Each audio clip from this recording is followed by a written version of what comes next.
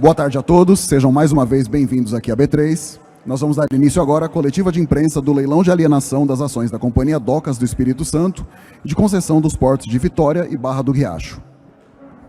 Tivemos a inscrição de 13 veículos de imprensa entre os colegas que estão presentes aqui na B3 e os que estão remotos no Zoom. Então nós vamos fazer a ordem de perguntas, chamando aqui, revezando entre os que estão presentes e os que estão no Zoom. Então eu peço que os colegas que estão acompanhando remotamente a coletiva façam sua inscrição aqui no chat, indicando nome e veículo para que a gente possa organizar essa fila. Conosco presentes aqui o ministro da Infraestrutura, Tarcísio Freitas, o secretário nacional de Portos e Transportes Aquaviários, Diogo Piloni, o diretor-geral da ANTAC, Eduardo Neri, o diretor de Concessões e Privatizações do BNDES, Fábio Abraão, e o presidente da CODESA, Júlio Castiglione. Antes de dar início às perguntas, gostaria de abrir espaço para considerações iniciais do ministro Tarcísio Freitas. Bom dia a todos. Uma alegria estar vivendo esse momento. E eu queria primeiro fazer um agradecimento muito especial, então, a toda a equipe que participou, que fez com que esse leilão, esse projeto se tornasse uma realidade. Agradecer a equipe da Secretaria de Portos, Nacional de Portos e Transportes Aquaviários, na pessoa do Diogo Piloni. Agradecer a Agência Nacional de Transportes Aquaviários, na pessoa do Eduardo Neri. Agradecer o BNDES, na pessoa do Fábio Abraão. Agradecer a CODESA, na pessoa do Júlio. Agradecer também a EPL, a Secretaria de Fomento. Agradecer a consultoria jurídica do Ministério da Infraestrutura. Enfim, todos aqueles que a Secretaria Especial do Programa de Parceria de Investimentos, do Ministério da Economia, todos aqueles que tornaram esse momento possível.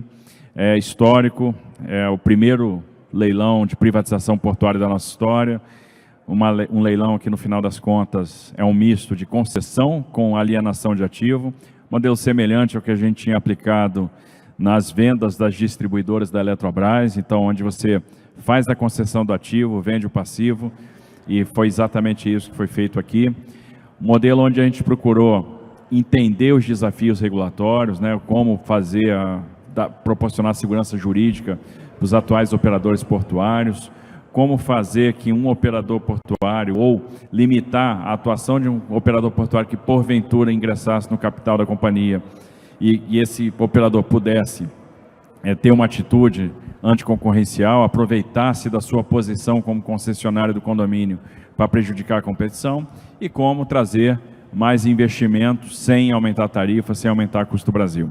Esses desafios regulatórios foram entendidos, foram traduzidos em ações, em cláusulas contratuais, em medidas regulatórias, e no final das contas o leilão despertou o interesse da iniciativa privada, tivemos 2 fundos de investimento, tivemos disputa, e a gente está extremamente feliz, primeiro, por quase R$1 bilhão de investimentos que estão sendo contratados, pelos empregos que serão gerados, pela flexibilidade para a administração portuária que isso vai trazer. Então a gente vai ter aí um ambiente de muito mais flexibilidade, onde vai ser mais fácil arrendar a área, desmembrar a área, condensar a área, trocar a área, enfim. A administração portuária passa a ser agora muito mais dinâmica. A gente ganha uma perenidade em termos de governança, isso também é fundamental para que a gente aproveite ao máximo todo o potencial que a área de Vila Velha, de Vitória, de Barra do Riacho tem, e com certeza é determinante para a economia do Espírito Santo. Um estado que tem uma vocação para ser um terminal de logística, um hub, uma ponte para o comércio internacional, para o comércio exterior, e que ganha agora muito com essa privatização. É a primeira privatização de empresa do nosso governo, é a primeira privatização aí depois de muito tempo, depois de muitos anos, e é a primeira privatização do setor portuário. As lições aprendidas abrem as portas, e esse resultado positivo, extraordinário, vai servir de inspiração, de modelo para as próximas que virão.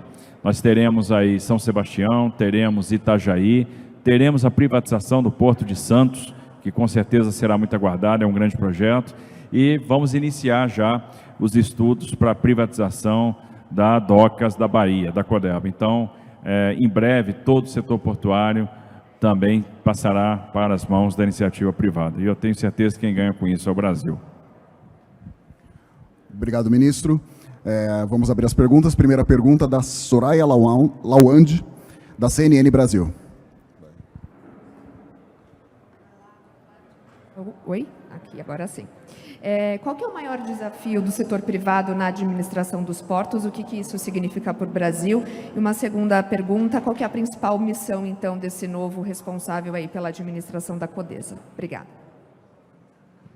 Eu acho que nós tínhamos um primeiro desafio, que era preparar a companhia para este momento. A Secretaria Nacional de Postos e Transportes Aquaviários e a direção da Codesa trabalharam muito nisso. Então, uma companhia que vinha operando no vermelho, que tinha uma série de passivos, recebeu aí um tratamento especial, um tratamento adequado. Esses passivos foram sendo zerados. Houve aí a gente primeiro mobiliou a companhia com técnicos, com gente de mercado, com profissionais de carreira, com gente que seria capaz de levar esse desafio à frente. Eliminamos aqueles apadrinhados, aquelas indicações políticas, que seriam um obstáculo à realização desse objetivo. A empresa ganhou em governança, ganhou em capacidade de fazer investimento. O balanço virou, então assim, a gente que vinha operando no vermelho começou a operar no azul. Então foi feito todo um trabalho de preparação. Seguido disso, nós tivemos a questão da modelagem, né, que foi um trabalho conjunto aí do BNDES com a EPL, e eu destaco o ineditismo. Então, o fato de ser inédito é um grande desafio. A gente precisou, de fato, compreender esses desafios regulatórios, dialogar muito com o setor portuário, dialogar muito com trabalhadores portuários, para que a gente pudesse construir um modelo em que todos estivessem confortáveis e, ao mesmo tempo, fosse atrativo para a iniciativa privada. O resultado de hoje demonstra que houve êxito nisso, um leilão competitivo, e o novo concessionário agora assume com uma empresa muito mais arrumada, muito mais ajustada, tem um compromisso de fazer um volume bastante interessante de investimentos que estarão muito focados na questão dos acessos, do canal portuário, e tenho certeza que a gente vai explorar de uma forma ótima, de uma forma mais ágil, o grande potencial que nós temos na área de Vila Velha, na área de Vitória e na área, principalmente, de Barra do Riacho, né? A área de Barra do Riacho é uma área espetacular, vocacionada por uma série de produtos, é vocacionada por minério, para celulose, por líquido, servida por ferrovia, servida por rodovia, e dar essa flexibilidade com essa governança, trazer o investimento, essa velocidade, né, de realização do investimento, vai ser fundamental para a companhia. Eu tenho certeza que o fundo que fez o bid, fez a proposta, estará apto a ter uma excelente gestão. Então, a gente está muito satisfeito com o resultado. Próxima pergunta vai ser feita pelo Zoom, pela Caroline Freitas, do jornal A Gazeta, do Espírito Santo. Boa tarde a todos. Acho que a primeira coisa que eu queria entender é se o valor total de outorga e dos investimentos atende às expectativas do governo. E o que o governo fará com esse bônus de outorga? Se ele poderá ser aplicado, por exemplo, em outros projetos aqui mesmo no Espírito Santo. Outra questão seria o que atraiu os investidores. A gente viu ali dois competidores. Eu queria entender se havia expectativa de que mais investidores se interessassem ou Caroline, isso por si só já é benéfico. Além disso, o investimento previsto anteriormente era de pouco mais de R$1 bilhão, mas caiu.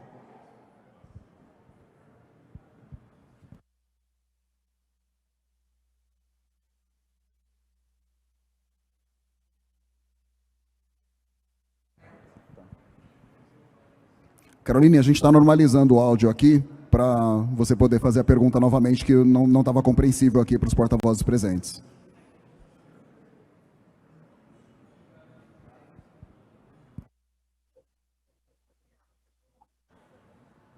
Pode fazer. Ok. Primeiramente, os investimentos, tanto da outorga quanto o valor total de aplicações que deverão ser feitos, eles atendem às expectativas do governo?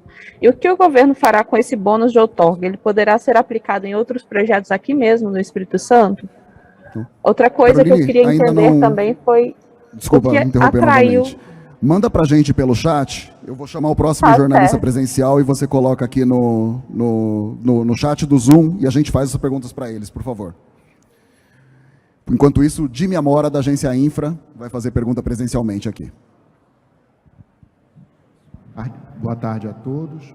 Eu vou fazer 3 perguntas para o vencedor. Eu queria que pudesse... Não tem nenhum representante, né? Bom, então fica para depois.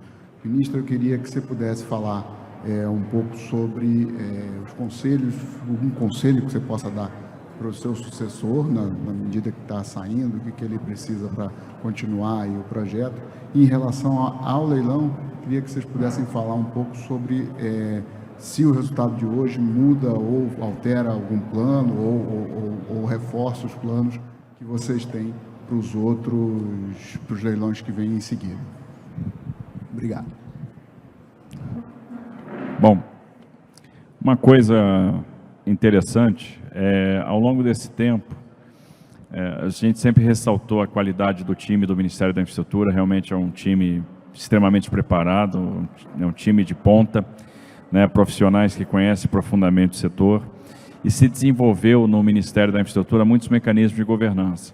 Então a gente tem lá um sistema bastante consistente de acompanhamento dos projetos, a gente analisa esses projetos para e passo, a gente faz checagens, rechecagens, a cada 15 dias tem uma reunião para avaliação de meta, para avaliar o andamento, e o secretário executivo que vai assumir o posto a partir de amanhã sempre esteve muito à frente disso, sempre participou dos despachos com o presidente da República. Isso significa que a informação sempre esteve compartilhada.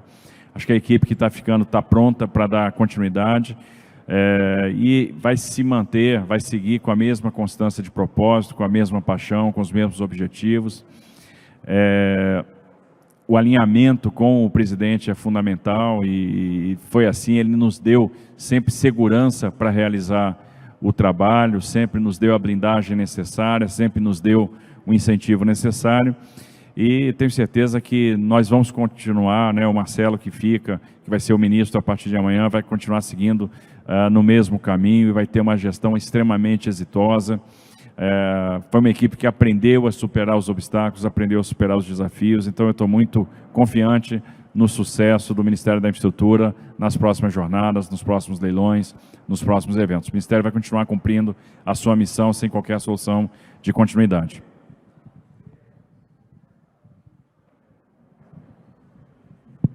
Bom, sobre o segundo ponto, né, se o leilão traz confirmação de premissas ou se tem alguma coisa que a gente poderia alterar, eu acho que o grande desafio, Jimmy, desse projeto era exatamente a gente equilibrar uma série de obrigações atribuídas ao concessionário e uma tutela ali que a gente tem no contrato de interesses públicos, sem que isso não gerasse uma falta de atratividade para o privado.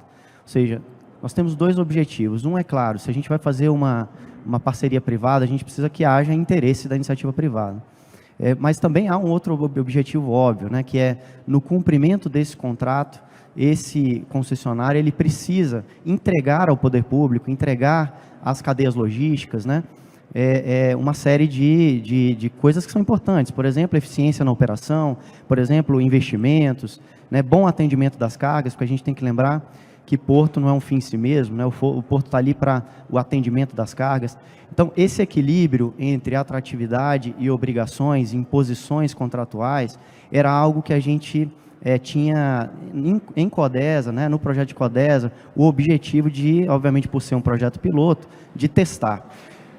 O resultado do leilão confirma que a gente conseguiu encontrar esse ponto de equilíbrio, ou seja, a gente conseguiu ter um contrato que traga essa tutela, que traga questões regulatórias importantes, que traga o atingimento desse objetivo, né, de política pública, mas, por outro lado, manteve aí, ou trouxe atratividade, né, e no caso aqui foram 2 grupos, né, a gente tem expectativa de ter ainda muitos mais nos projetos que virão, mas eu acho que foi mais uma confirmação de premissa do que algo que nos leve agora a fazer alguma alteração substancial de modelo. É lógico, os outros projetos têm suas peculiaridades, portanto, a gente não vai adotar exatamente o modelo Codesa para Itajaí, para São Sebastião, para Santos, mas assim, a base, o esqueleto do que a gente modelou, eu acho que se mantém e hoje a gente, com esse sucesso, né, se sente tranquilo para prosseguir.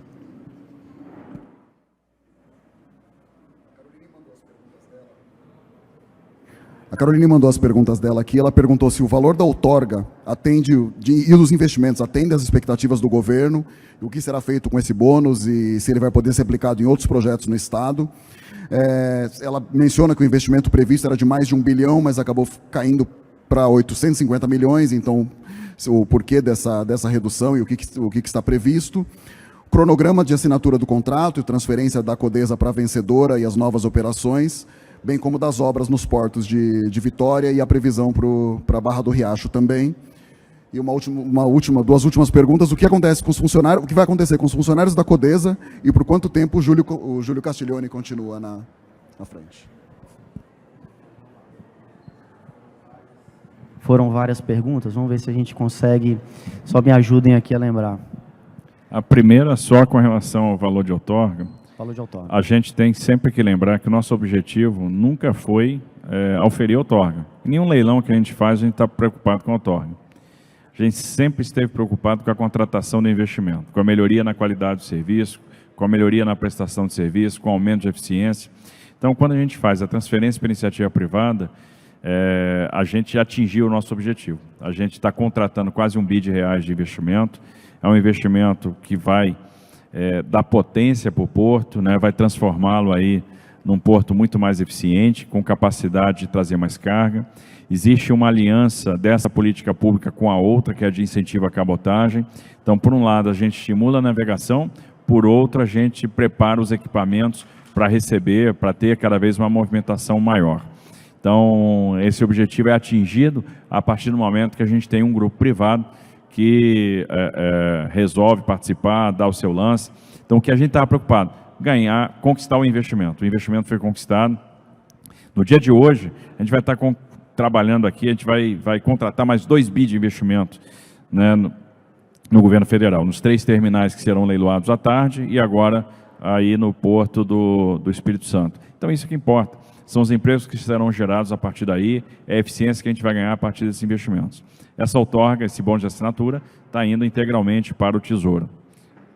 Isso, e complementarmente, assim, a gente tem a outorga na cabeça, que foi objeto do BID de hoje, que vai para a União, mas nós temos outras outorgas. A gente optou por distribuir as outorgas ou o excedente econômico do contrato ao longo da vida do contrato, ao invés da gente ter, né, um grande valor inicial e todo ele ser concentrado para o valor, para a conta do Tesouro, né? A gente distribuiu outorgas fixas e variáveis. Nós estamos falando de outorgas fixas no valor de aproximadamente 24 milhões, que serão pagas a partir do 5º ano por 25 anos, e um valor de outorga variável, também obrigação contratual para esse concessionário, da ordem de 7,5% da receita operacional bruta, né? E com isso, essas outorgas futuras também geram mecanismos de liquidez, porque o objetivo, obviamente, não é que esse recurso fique parado ou que vá para a conta do Tesouro. Pelo contrário, o objetivo é que esses recursos possam sustentar ou custear investimentos futuros, inclusive aqueles não previstos originalmente no contrato, mas que num contrato de 35 anos, obviamente, né, que a gente espera ter a necessidade, por exemplo, de uma nova dragagem de aprofundamento ou uma nova infraestrutura, né? Então, essa outorga futura acaba sendo um mecanismo importante de liquidez para o custeio desses investimentos. Bem, oi, Som. Primeiro, eu quero agradecer a pergunta da minha conterrânea, a jornalista Carolina, e a pergunta que me foi dirigida diz respeito ao futuro dos empregados da companhia, né? A gente pode abordar essa questão, Carolina, por 2 aspectos. O primeiro dele, no aspecto quantitativo, é importante que a comunidade capixaba, sobretudo, né, que vai sofrer os impactos positivos dessa alteração, entenda que o quadro de empregados da companhia hoje totaliza em torno de 230 colaboradores. Então, quando a gente vê o Porto de Vitória, a rotina do Porto de Capoaba, e vê ali, Fábio, mais de 3.000, 4.000 trabalhadores transitando pelo Porto organizado, isso não significa dizer que esses 3.000, 4.000 empregados são empregados diretos da Codesa. Então, para delimitar a questão, a gente está falando de aproximadamente 230 pessoas. Bem, dito isso, é importante dizer também que o choque de gestão que se iniciou lá em 2019 e que chega agora com esse leilão em 2022, já trouxe para a companhia algum ganho na verdade, uma qualificação do seu custeio de pessoal, e hoje a gente tem em torno de 35% a menos, ou seja, de economia, de saving, com o custo de pessoal. A gente tem também uma negociação que foi feita durante esse processo, é importante dizer, foi negociado com os sindicatos, ou seja, os empregados, após a chegada da concessionária, que se dará, já respondendo um outro ponto da pergunta, daqui 5 meses, esse é o cronograma que nós temos, a gente trabalha com esse cronograma, então daqui a 5 meses, esses empregados terão uma proteção contra a demissão sem justa causa, ou seja, uma espécie de estabilidade por 1 ano, período que a gente julga ser suficiente para que essas pessoas, né, esses ativos intelectuais que estão na Codesa hoje, possam mostrar o seu valor, que já mostraram para a atual gestão, mostrar esse valor também para o futuro gestor. A gente não trabalha hoje com a expectativa de estabilidade, ou seja, a gente vai virar o negócio, o porto vai ser ainda mais importante do que não fundamentado numa premissa que a gente considera equivocada, que é de estabilidade de empregado público. Eu acho que a estabilidade vai vir da qualidade do serviço. E aí eu posso dizer um testemunho, estou experimentando isso há 3 anos, ministro.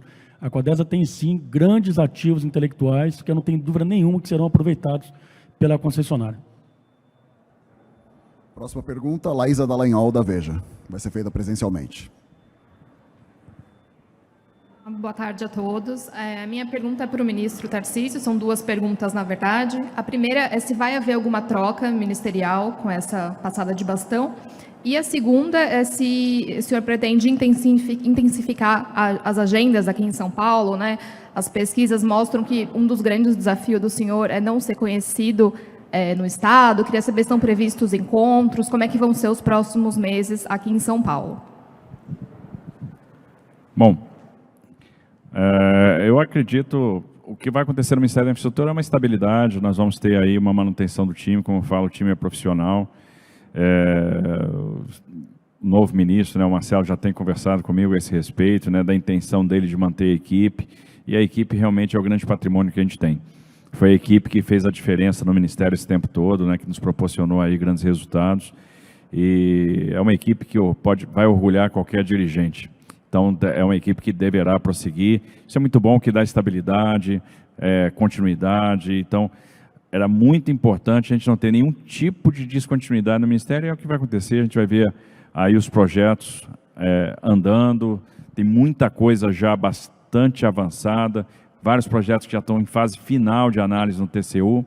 Posso citar aqui a prorrogação do contrato do MRS, que está na fase final, 7ª rodada de concessões de aeroportos, que inclui Congonhas, está num estágio bastante avançado, a análise das concessões das rodovias do Paraná, está em estágio bastante avançado. A gente já tem o edital da concessão da Rio Valadares publicado, com leilão marcado para o dia 20 de maio. Existe um esforço grande que o Ministério vai fazer para viabilizar o leilão da BR-381 Minas, um esforço grande que vai ser feito do Ministério da Infraestrutura com o Ministério do Desenvolvimento Regional para viabilizar o leilão do metrô de Belo Horizonte, né? Não é uma responsabilidade diretamente nossa, mas a gente entende a importância desse projeto. Enfim, tem vários projetos na fase de consulta pública. Por exemplo, o Porto de Santos é uma prioridade nossa, e se a gente seguir o cronograma conforme planejado, a gente tem condição de estar realizando esse leilão lá no mês de novembro. Então, fora isso, São Sebastião vai andar, Itajaí vai andar, enfim, nós vamos ter aí uma continuidade dessas ações.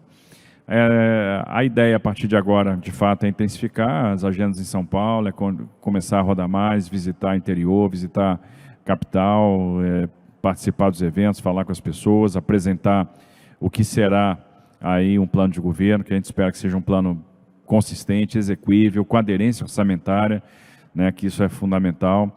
Mostrar que a gente está percebendo os problemas do Estado e nós vamos ser capazes também de construir, projetar soluções.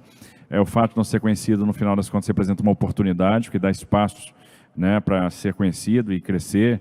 Então, a gente está já, obviamente, otimista e satisfeito com o desempenho até aqui. Vamos trabalhar bastante com serenidade, tentando ao máximo a adesão da sociedade em torno de um projeto que espero seja um projeto de transformação.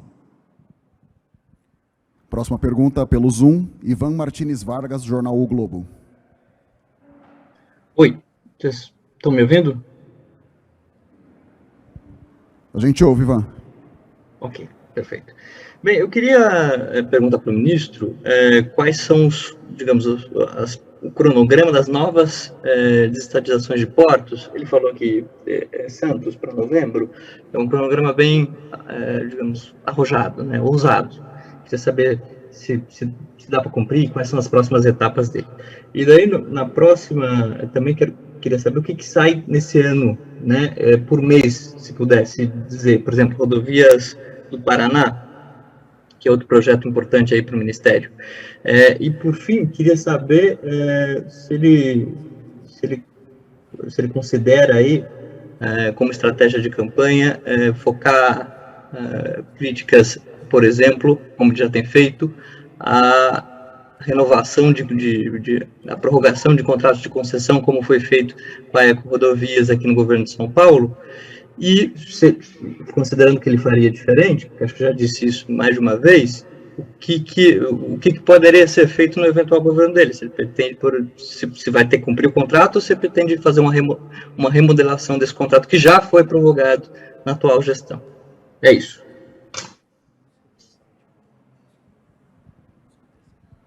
Não ficou clara aqui a sua pergunta, Ivan. Você consegue rapidamente passar para a gente aqui no chat? Enquanto isso, a gente chama o próximo presencial aqui. Perdoe, mas eu acho que a primeira parte da pergunta, acho que a gente mais ou menos entendeu que é a questão do cronograma. Questão do cronograma, se né? ele é usado, se não é. Observe que a gente se falou muito aqui no dia de hoje em constância de propósito, né? Então, para quem acompanha o nosso dia a dia no Ministério da Infraestrutura, vai perceber, né, e tem isso claro, o que nós estamos fazendo hoje foi o que a gente disse no primeiro dia de gestão que ia fazer. Em 2019, a gente disse que ia centrar fogos, né? Uma das prioridades e um dos pilares de atuação ia ser a transferência maciça de ativos para a iniciativa privada. Por isso que a gente vai chegar hoje no leilão 84 do Ministério, o leilão 140 deste governo. A gente estabeleceu naquela oportunidade uma meta, um cronograma, e desde então a gente vem perseguindo essa meta. Hoje nós fizemos o leilão do Espírito Santo, nós temos aí Santos que já concluiu, né, o período de consulta pública. São Sebastião também já concluiu o período de consulta pública, a gente está fazendo análise das contribuições, e Itajaí ainda está em consulta pública, teremos em breve audiência presencial. Isso significa que todos esses ativos têm condições de ser leiloados ainda este ano. Obviamente tem alguns fatores que não dependem só da gente, exclusivamente nós, como por exemplo o tempo de análise no Tribunal de Contas da União, mas o fato da gente já ter um caso paradigma, ter um leilão que já passou pelo tribunal, o modelo regulatório já foi discutido com o tribunal, torna as próximas etapas, os próximos modelos mais céleres, né, uma análise mais rápida. O próprio Santos, que é um projeto super complicado, assim, um porto muito mais complexo, mas o padrão regulatório vai ser o mesmo. E a gente tem que ver que algumas componentes desse projeto já vêm sendo discutidas pelo tribunal. Por exemplo, a ferrovia interna do Porto de Santos, também a prorrogação da MRS, que tem a repercussão da discussão da ferradura de Santos no Porto. Então, de certa forma, uma componente do que vai acontecer em Santos já foi tratada e já é de conhecimento da equipe técnica do tribunal, e isso também nos proporciona um ganho de tempo lá em termos de tramitação. O que a gente tem visto no Tribunal de Contas também é um comprometimento extremo com as questões nacionais, com a celeridade de análise, de apreciação desses projetos. A gente não tem tido problema no tribunal com relação ao bom andamento, à velocidade de análise, à velocidade de julgamento. O TCU entendeu que isso é uma questão de prioridade nacional e eles têm tratado isso dessa forma. Por isso a gente tem confiança que é possível sim fazer os leilões desses 3 próximos portos, né, essas 3 próximas privatizações ainda no ano de 22. Vai ficar para depois, por exemplo, o leilão da Codeba, que é uma coisa que a gente está começando a caminhar agora com a contratação da equipe de consultoria para a estruturação do projeto. Outra pergunta do Ivan chegou aqui no chat. Ele disse que o senhor tem feito críticas às prorrogações de contratos feitas pelo governo de São Paulo, como o da Eco Rodovias, e o que o senhor fará em relação às concessões já prorrogadas, caso seja governador? Olha, tem uma coisa que é fundamental, que é a estabilidade de contrato, respeito a contrato. Eu entendo que contrato assinado tem que ser respeitado. Isso é o que dá segurança jurídica. Nós, no governo federal, entendemos que era possível aproveitar uma oportunidade no caso das rodovias.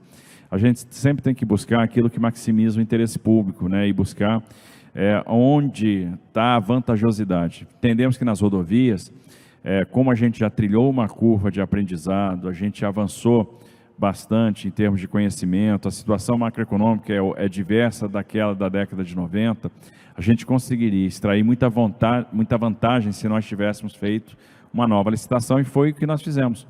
Todos os contratos da década de 90 de rodovias estão sendo relicitados pelo governo federal. As rodovias do Paraná, por exemplo, onde a gente vai contratar 44 bi de investimentos e as tarifas serão menores do que aquelas que eram praticadas originalmente. Foi assim na Dutra, onde a gente contratou 15 bilhões de reais de investimento e o deslocamento Rio de Janeiro-São Paulo ficou mais barato do que o que era. Então, a gente está conseguindo trazer muito volume de investimento com tarifas mais baixas. Então, isso se deve a essa maturidade, ao fato de a gente ter trilhado uma curva de aprendizado. A gente tem uma situação macroeconômica muito diferente, né, uma lógica de abordagem de projetos, construção de projetos diferente daquela época. São projetos focados em operadores de infraestrutura e não em construtores. São projetos focados na operação e não na obra. Então, isso nos dava uma grande oportunidade, é por isso que a gente tem tido bons resultados. O caminho preferencial, no nosso entender, e a prática está mostrando isso, era a relicitação desses contratos da década de 90. Agora, no entanto, a gente sempre vai defender a segurança jurídica e a estabilidade dos contratos. Mofato, da Porto e Negócios.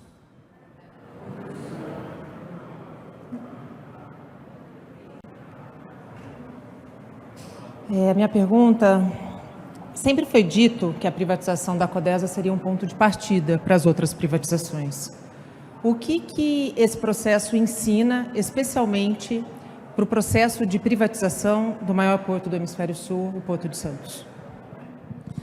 Eu entendo que, como a gente colocou, era necessário harmonizar os desafios da regulação. Então, primeiro, como garantir a segurança jurídica para os atuais operadores. Em Santos são 70, praticamente. Então, era um ponto importante e isso está bastante equacionado. Podemos ter adaptações, podemos ter desmembramentos, trocas de área, podemos. Agora, no entanto, nunca no sentido de prejudicar o operador, ou seja, o operador vai ter que concordar com aquilo. Na pior das hipóteses, o que o operador tem é o seu contrato que vai ser respeitado. Segunda questão, como harmonizar a participação no capital de atuais operadores de maneira a não prejudicar a concorrência. E isso também está perfeitamente equacionado. Eu acho que a gente tem garantias suficientes para que, mesmo um operador participando com uma parcela do capital, ele não vai conseguir, por exemplo, atuar em benefício próprio, em detrimento da competição, em detrimento de um eventual concorrente. E terceiro, era a questão da harmonização, investimento versus tarifa. Então, a gente está conseguindo trazer uma carga grande de investimento, reduzindo tarifa portuária, ou seja, a gente está também atingindo aquele objetivo de reduzir custo do Brasil. E de quebra, no caso de Santos, a gente vai ter um benefício que deverá vir das outorgas, que são algumas obrigações de investimento, como é o caso do viaduto da Lamoa, como é o caso da ligação Santos-São Vicente, pelo túnel do túnel do Maciço, como é o caso da ligação seca Santos-Guarujá. Então, isso aí já está bem construído, cabe na conta, e são projetos de transformação para a Baixada Santista que vai ter um impulso com essa nova operação portuária, com esse aumento de eficiência, um impulso com o turismo, que também vai ser potencializado com essa desestatização de Santos, e no final das contas a gente está falando de muito investimento em emprego. Ministro, só mais uma pergunta. Houve nos processos de audiência pública muito questionamento a respeito da garantia de emprego, especialmente da mão de obra portuária. Esses empregos seguem garantidos? Veja, a gente fez uma opção de não mexer na relação com o trabalho no que diz respeito ao trabalhador portuário avulso. Então, não estamos mexendo na questão da exclusividade, não estamos mexendo na questão do órgão gestor de mão de obra, há uma tranquilidade com relação a isso. A gente está estudando aí a possibilidade de ter alguma ampliação no que diz respeito a cais público, para que a gente contemple pequenos operadores e são, no final das contas, também contratantes de mão de obra do OGM, então isso era uma coisa importante. E com relação à mão de obra da companhia, o tratamento vai ser bastante parecido, bastante similar àquele que vai ser dado na Codesa.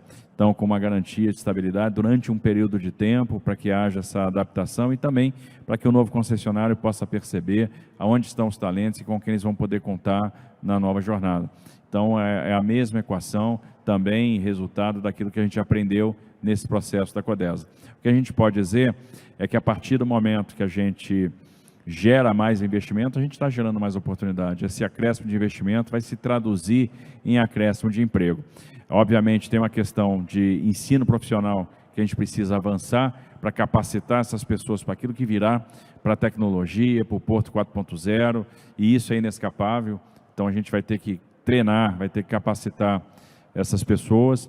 A gente tem um ensino profissional marítimo que já não funciona, então a gente tem que ter algo parecido, tem que ter um braço de sistema S para fazer com que esses trabalhadores possam ser capacitados, né, de um lado. E de outro lado, a gente já tem trabalhado com o Sopesp na criação de mais vagas no OGM. Então, acho que, de certa forma, a gente está harmonizando aí também todos os interesses, conversando muito com as categorias, e eu acho que a situação lá está bastante amena, bastante tranquila para a gente prosseguir nesse trabalho. A última pergunta da Bárbara Farias, do portal BE News.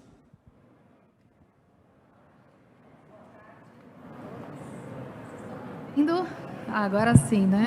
Obrigada. Muito obrigada. A minha pergunta é referente a duas questões que o senhor já mencionou, que são referentes às tarifas e aos contratos de arrendamento vigentes.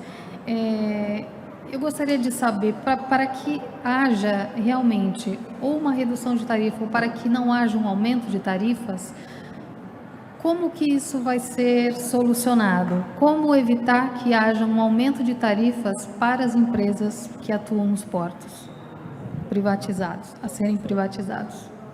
Posso começar aqui? Bom, acho que esse é o grande ponto, assim, e é muito questionado, né?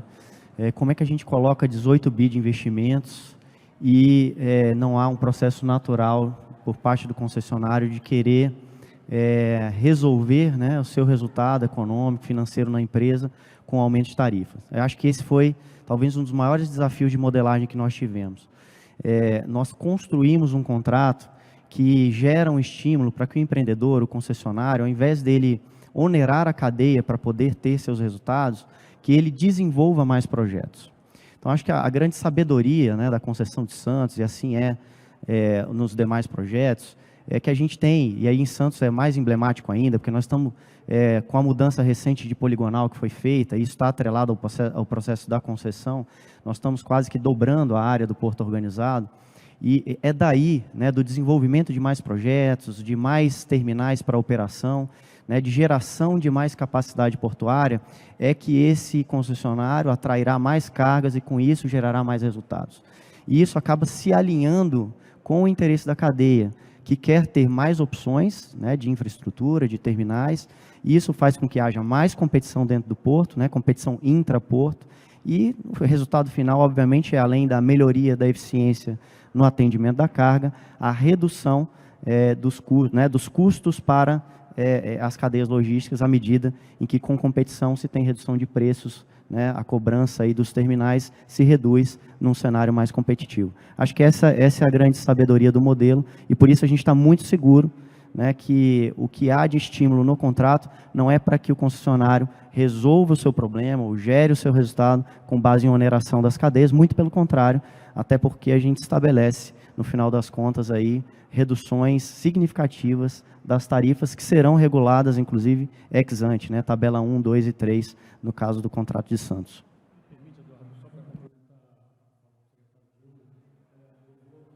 Ilustrar a resposta do secretário com o que a gente está experimentando no Porto de Vitória.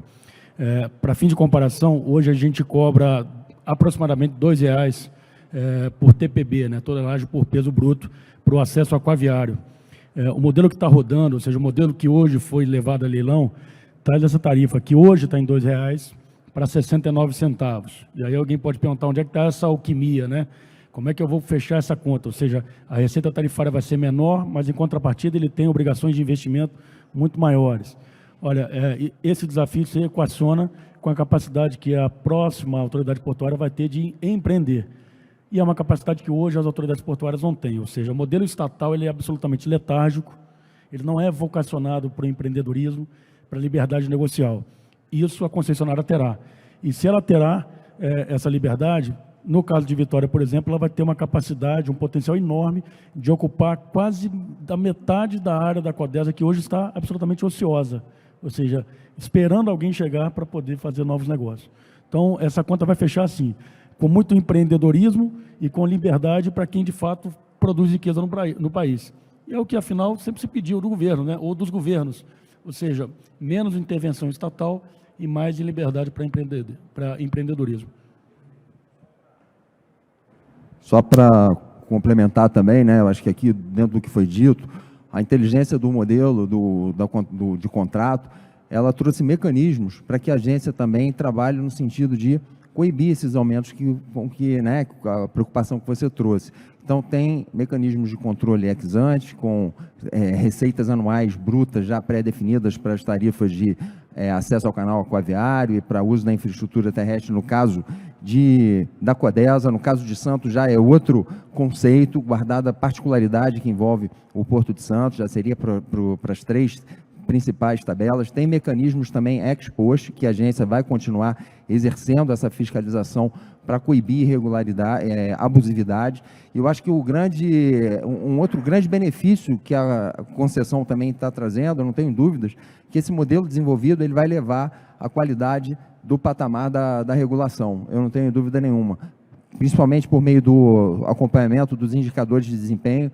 para assegurar que o concessionário não vai se desvirtuar dos grandes objetivos da concessão, que é trazer desenvolvimento, eficiência e produtividade. Então, ele vai ter que manter profundidade do canal de acesso aquaviário, vai ter que ter um indicador para disponibilidade de infraestrutura, outro para utilização das áreas operacionais, ou seja, é toda essa eficiência que permite um ganho, reduções nas tarifas e para o custo logístico para toda a cadeia produtiva. Obrigado.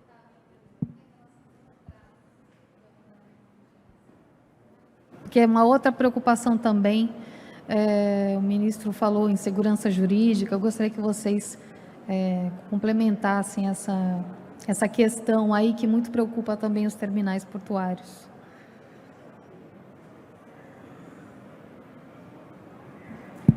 Bom, basicamente o que a gente tem, acho que o ministro pontuou numa resposta anterior, mas entrando um pouquinho mais de detalhes, a gente buscou nessa transição de contratos, porque nós temos hoje contratos que são contratos de direito público, né, celebrados com a União, e que passarão a ser contratos de direito privado.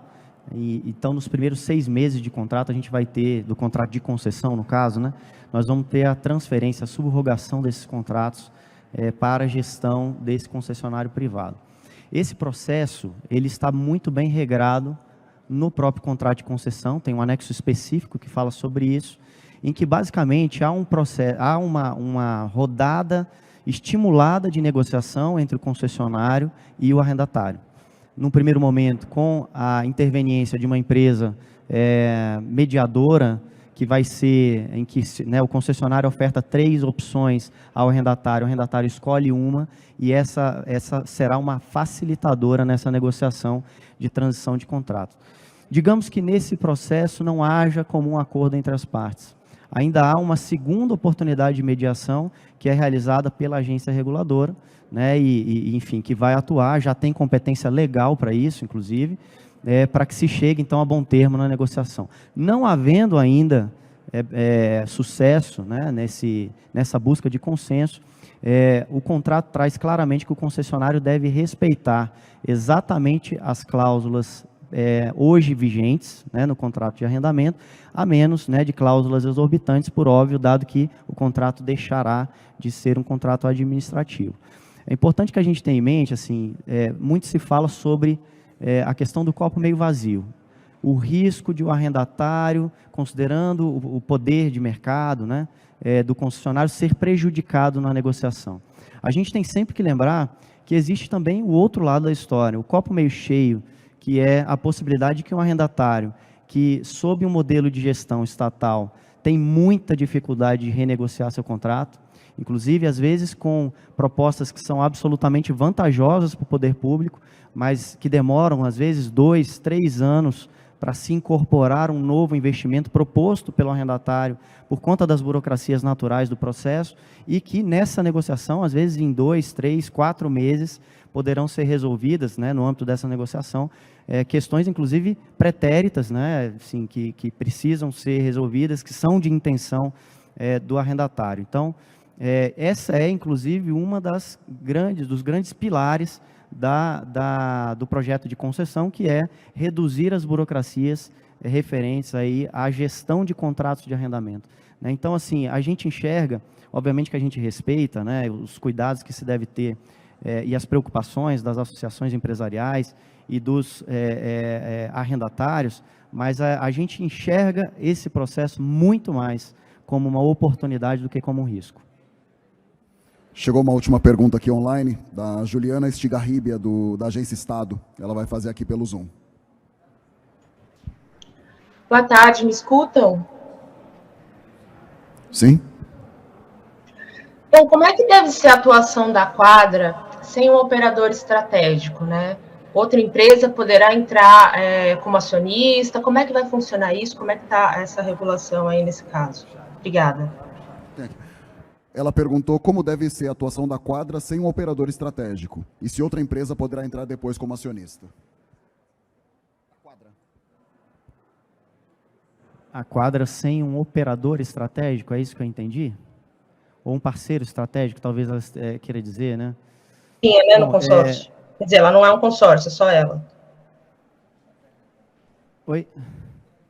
Bom, vamos lá, assim, essa é uma opção da líder do consórcio, ou no caso em questão, de quem é o protagonista, né, o vencedor da licitação. O fato dele não ter, nesse momento, na composição acionária, um parceiro estratégico, não significa que ele não poderá ter, né, uma parceria com parceiros estratégicos após a assinatura do contrato. Eu me arriscaria a dizer, inclusive, que, na verdade, esses parceiros já existem. Essas discussões, elas ocorrem, inclusive, antes da apresentação da proposta. Então, são duas coisas que é importante que se diferenciem. A Juliana, né, que perguntou. O fato de não haver participação acionária de outro parceiro com a quadra não significa que não há parceiros estratégicos para o desenvolvimento do projeto. Alô? Alô? Só um complemento, acho que a pergunta é muito boa. E ela é especialmente importante quando a gente fala em abertura de mercados, né? O que foi feito aqui hoje foi a abertura de mercado, né? Um mercado novo para o Brasil, como o ministro bem colocou. A gente passou por esse tipo de discussão lá atrás no saneamento, a gente passou por esse tipo de discussão também na parte de ativos ambientais. É sempre um debate muito acalorado, mas hoje a gente pode dizer que, inclusive pela experiência, né, pelo sucesso que a gente vem tendo nos outros mercados que já abrimos, que esse processo, você deixar em aberto, o próprio mercado se ajustar, trazendo o expertise externo, pode ser via participação acionária, pode ser via contratação de profissionais, esse é o modelo mais eficiente. Por que ele é mais eficiente? Primeiro, porque você não obriga um modelo fixo. Isso significa que aumenta o potencial de competição, certo? Então, a gente passa a ter opções de competidores nos leilões. O outro é que, após o leilão, como o secretário Diogo Piloni colocou, você deixa em aberto qual é o melhor mecanismo para trazer essa expertise. Então, isso é um processo saudável, natural e que deu certo já nos outros mercados que foram abertos. A gente está bastante confiante que isso daí vai dar muito certo também no setor portuário. Fábio, se eu puder complementar, assim, a essa liberdade que o empreendedor, né, que a concessionária terá, com essa abertura de mercado, se soma, tem um aspecto muito relevante para o modelo da Codesa, e que vai acontecer também no Porto de Santos. Já existe de partida a garantia de fluxo de caixa, porque a concessionária já tem que honrar os contratos de arrendamento atuais. Então, naturalmente, os arrendatários que hoje já estão no Porto de Santos, ou que hoje já estão no Porto de Vitória, serão parceiros imprescindíveis e inafastáveis dessa concessionária. Então, eu não tenho dúvida nenhuma de que esse arranjo vai se dar de maneira natural, dinâmica, e a compleição final, a configuração final vai ser muito melhor do que essa que nós temos hoje. Antes de encerrarmos, eu gostaria de informar que os leilões previstos agora para a tarde, da ANTAC e da APA, vão ter início às 16 horas e não às 15 mais. Em nome da B3, agradeço a presença de todos, um bom restante de dia e até a próxima.